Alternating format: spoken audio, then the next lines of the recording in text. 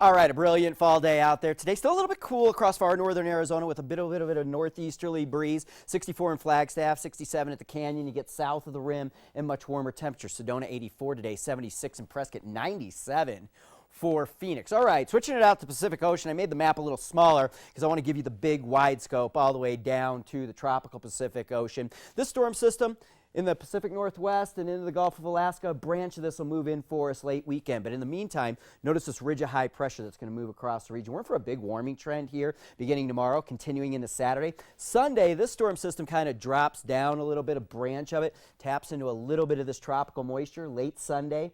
And into Monday, we're looking for some showers and thunderstorms, particularly on Monday. All right, switching gears. We're looking down here in the tropical Pacific Ocean, and the branch of NOAA, the Climate Prediction Center, just came out with their latest assessment on El Nino, and it's kind of been wavering here. Are we going into El Nino? Yes. There's cooler than average water. No, it doesn't look like it. Well, this month, yes, the water down in the tropical Pacific is turning up below average and cooler than normal, the opposite of El Nino. Here's Baja Peninsula and mainland Mexico, Central America.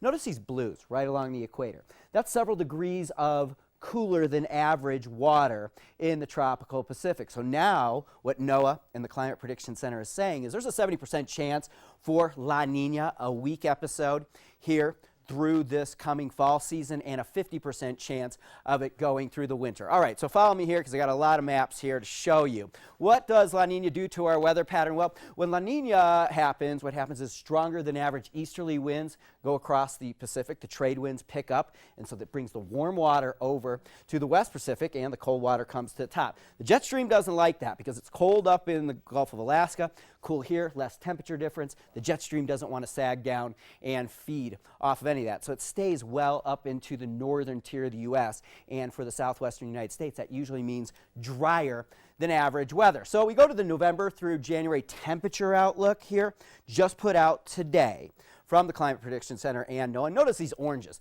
That puts us in a 70% chance of above average temperatures here from now all the way through January. Switch it over to the precipitation forecast. Now through January. Notice the whole southern tiers are in brown, and we're in this tan. And what that means for us is we've got about a 50% chance of below average precipitation through January. And it doesn't look much better here as we get into January through March 2017. Notice the colors starting to move in, darker colors. Now we're in almost a borderline 60% chance of below average type precipitation. It's not all bad if we take a look at some of the numbers. Take a look at what I'm talking about here. Since 1950, 20 La Ninas we're looking at. Average snowfall, 89.4 inches. That's not bad with the La Nina. When the ocean water is neutral, meaning not La Nina or El Nino, it's actually less than a La Nina year. And average snowfall since 1950, 95 inches. And a strong El Nino, 129 inches. And last year, during a strong El Nino, we only got 78.3 inches of snow. So La Nina really isn't that bad. What's it all mean? Yes, we're tilted towards a dry winter or less than average winter, but you never know. I mean, last year was a strong El Nino. It was supposed to be huge, and it was weak. So who knows what's going to happen out there this year. All right, here's the temperature outlook, a big warming trend out there. Tomorrow we're at 70 in Flagstaff, and right around 70 into Saturday.